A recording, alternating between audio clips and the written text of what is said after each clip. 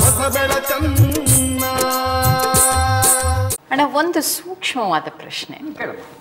ಏನೋ ನಮ್ಮ ಧರ್ಮದಲ್ಲಿ ಹೇಳ್ಬಿಟ್ಟಿದೆ ಅಥವಾ ನಮ್ಮ ಮತದಲ್ಲಿ ಹೇಳ್ಬಿಟ್ಟಿದೆ, ಅದಕ್ಕಾಗಿ ನಾವು ಮಾಂಸಾಹಾರಿಗಳು ಅನ್ನುವಂಥ ಒಂದು ಮಾತು ಬಂದ್ರೆ, ಒಂದು ವಾದ ಬಂದ್ರೆ ಅದಕ್ಕೆ ಏನಿದೆ ಉತ್ತರ? ಸ್ವಲ್ಪ ಸಂಶೋಧನೆ ಮಾಡಬೇಕು, ಮುಕ್ತ ಮನಸ್ಸಿಂದ ನೋಡಬೇಕು. ಒಂದಂತೂ ಮಾತು ಎಲ್ಲರಿಗೂ ಗೊತ್ತಿದೆ, ದಯೆ ಇಲ್ಲದ ಧರ್ಮ ಯಾವುದಯ್ಯ ವಿಚಾರ ಸುಮ್ಮನೆ ಹೇಳಿದ್ದಲ್ಲ.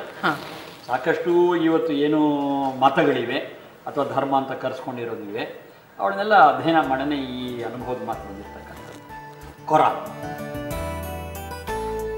ಕೊರಾನಿನಲ್ಲಿ ಸಸ್ಯಾಹಾರದ ಪ್ರತಿಪಾದನೆ ಇದೆ. ಆಶ್ಚರ್ಯ ಆಗಬಹುದು. ಹೇ ಮಾನವರೇ, ಸಾರಾಂಶನ ಹೇಳಿರ್ತಕ್ಕಂಥ, ಹೇ ಮಾನವರೇ, ನೀವು ಬಾಳಿ ಬದುಕುವುದಕ್ಕೆ ಸಿಹಿಯ ನೀರು ಹರಿಯುವ ನದಿಗಳನ್ನು, ಆಯಾಯ ಋತುವಿಗೆ ಹಣ್ಣುಗಳನ್ನು ಕೊಡತಕ್ಕಂತಹ ವೃಕ್ಷಗಳನ್ನು,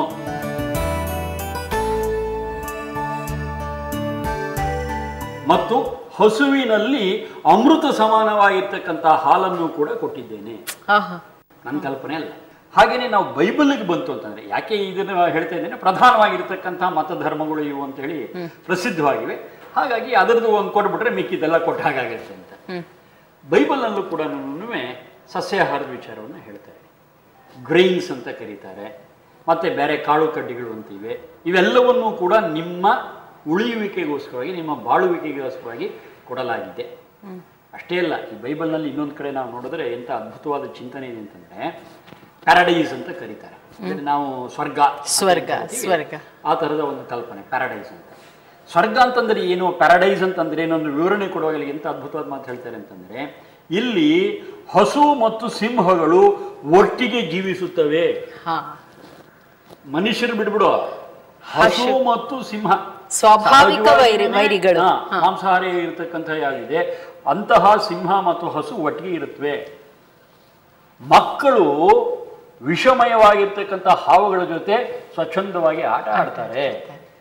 ಅಂದರೆ ಆ ಸ್ವರ್ಗ ಅನ್ನುವಂತಹ ಕಲ್ಪನೆಯಲ್ಲಿಯವರಿಗೆ ಅಹಿಂಸೆ ಅಂತಕ್ಕಂತಹದ್ದು ಮತ್ತೆ ಸಹಬಾಳ್ವೆ ಅಂತಕ್ಕಂತಹದ್ದು ಎಷ್ಟು ಪ್ರಧಾನವಾಗಿದೆ ಅನ್ನೋದು ನಮಗೆ ಕಾಣುತ್ತೆ. ವೈರತ್ವ ಇಲ್ಲ, ಕೊಲ್ಲುವಿಕೆ ಇಲ್ಲ, ಹಿಂಸೆ ಇಲ್ಲ. ಹೀಗೇನೇನೆ ಯಾವುದೇ ಮತಗಳನ್ನು ನಾವು ತಗೋತಾ ಹೋದ್ರೂ ಕೂಡ, ಯಾವುದೇ ಮಹಾತ್ಮರು ಸಂತನ ಮಾತನ್ನು ನಾವು ತಗೋತಾ ಹೋದ್ರೂ ಕೂಡ ಎಲ್ಲರೂ ಕೂಡ ಆ ಮಾನವೀಯ ಲಕ್ಷಣ ಅಂತ ಹೇಳಿದ್ನಲ್ಲ, ಅನುಕಂಪ, ದಯೆ, ಅದಕ್ಕೆ ಪ್ರಾಮುಖ್ಯತೆ ಕೊಟ್ಟಿದ್ದಾರೆ ಹೊರತು, ಅದಕ್ಕೋಸ್ಕರವಾಗಿಯೇ ತಮ್ಮ ಜೀವನವನ್ನು ಮುಡುಪಾಗಿಟ್ಟಿದ್ದಾರೆ ಹೊರತು, ಅದನ್ನು ವಿರೋಧಿಸಿ, ಅದನ್ನು ಪಾಲನೆ ಮಾಡದೇ ಇರತಕ್ಕಂಥ ಸಮಾಜವನ್ನು ವಿರೋಧಿಸಿ ಸುಧಾರಣೆ ತರೋದಕ್ಕೆ ಪ್ರಯತ್ನ ಪಟ್ಟಿದ್ದಾರೆ ಹೊರತು ಹಿಂಸೆಯನ್ನು ಪ್ರಚೋದನೆ ಮಾಡ್ತಕ್ಕಂಥ ವಿಚಾರ ಮಾನವೀಯ ಅಲ್ಲ. ಹಾಗಾಗಿ ಮತಧರ್ಮದ ಹೆಸರಿನಲ್ಲಿ ನಾವು ಹಿಂಸೆ ಮಾಡಿ ತಿಂತೀವಿ ಅಂತಕ್ಕಂಥ ವಿಚಾರ ಇದೆಯಲ್ಲ, ಇದು ನಮ್ಮ ನಾಲಿಗೆ ಚಪ್ಪಲಿಕ್ಕೆ ಏನೋ ನೆಪ ಹಿಡಿದಾಗತ್ತೆ ಹೊರತು ಒಂದು ಪ್ರಾಮಾಣಿಕವಾದ ಉತ್ತರ ಅಂತ ಅನ್ನಿಸ್ಕೊಳ್ಳುತ್ತಲ್ಲ. ನೀವು ಯೋಚನೆ ಮಾಡಿ, ನಾಲಿಗೆ ಚಪಲ ಬಂದ್ಬಿಟ್ಟಿದೆ, ಇಷ್ಟು ವರ್ಷಗಳು ಬೆಳೆಸ್ಕೊಂಡ್ಬಿಟ್ಟಿದೀವಿ, ಈಗ ಬಿಡಕ್ಕಾಗಲ್ಲ ಅಂತ ಹೇಳುವವರಿಗೆ ಮನಸ್ಸಿದ್ದರೆ ಮಾರ್ಗ. ನಮಗೆ ಸತ್ಯ ವಿಚಾರ ಒಮ್ಮೆ ಮನಸ್ಸಿಗೆ ಬಂತು ಅಂತಾದರೆ, ಹೌದಪ್ಪ ಇದು ಸತ್ಯವಾದ ವಿಚಾರ, ಮನುಷ್ಯನ ಲಕ್ಷಣ ಅನುಕಂಪ, ದಯೆ, ಮನುಷ್ಯನ ಸ್ವಾಭಾವಿಕವಾಗಿರ್ತಕ್ಕಂಥ ಆಹಾರ, ಸಸ್ಯಾಹಾರ, ಹಣ್ಣು, ಇದು ನಮಗೆ ಅರ್ಥ ಆದಮೇಲೆ ಅದನ್ನು ಪಾಲನೆ ಮಾಡೋದೇನು ಕಷ್ಟ ಅಲ್ಲ. ಕೆಲವು ದಿವಸ ಬಹುಶಃ ಅಭ್ಯಾಸದ ಬಲದಿಂದ ಒಂಚೂರು ಹಿಂದೆ ಕೇಳಿಬಹುದು, ಆದರೂ ಕೂಡ ಅದನ್ನ ಮೀರಿ ಆಹಾರ ಪದ್ಧತಿಯಲ್ಲಿ ಬದಲಾವಣೆ ಮಾಡ್ಕೊಳ್ಳೋದಕ್ಕೆ ಖಂಡಿತವಾಗಿ ಸಾಧ್ಯ ಆಗುತ್ತೆ. ಆದರೆ ಇದು ಒತ್ತಡದ ವಿಚಾರ ಅಲ್ಲ, ಅಥವಾ ಹೀಗೆ ಮಾಡಿ ಹೀಗೆ ಮಾಡಬಾರ್ದು ಅಂತ ಹೇಳಿ ಕೊಡ್ತಾ ಇರ್ತಕ್ಕಂಥ ನ್ಯಾಯ ನಿರ್ಣಯ ತೀರ್ಮಾನವೂ ಅಲ್ಲ. ವೈಜ್ಞಾನಿಕವಾಗಿ ಮನೋವೈಜ್ಞಾನಿಕ ವಿಚಾರ ಎಲ್ಲ ಬೆಳೆಸಿಟ್ಟಿದೆ. ಯೋಚನೆ ಮಾಡ್ತಕ್ಕಂಥದ್ದು, ಮನುಷ್ಯ ಯೋಚನೆ ಮಾಡ್ತಕ್ಕಂಥ ಶಕ್ತಿ ಎಲ್ಲರಿಗೂ ಕೊಟ್ಟಿದ್ದಾನೆ. ಯೋಚನೆ ಮಾಡಿ, ಹೌದಪ್ಪ ಇದು ಸಾಧುವಾಗಿದೆ, ಇದು ಮನುಷ್ಯರ ಲಕ್ಷಣಕ್ಕೆ, ಸ್ವಭಾವಕ್ಕೆ, ಆ ಚೌಕಟ್ಟಿನೊಳಗೆ ಬರುತ್ತೆ, ಇದು ಬರೋದಿಲ್ಲ ಅಂತ ವಿಂಗಡಿಸ್ಕೊಂಡು ಯಾವ್ದು ಬೇಕಾದ್ರೂ ಆರಿಸ್ಕೋಬಹುದು. ಚೆಲ್ಲೋಣ ಹೊಸ ಬೆಳಕನ್ನ.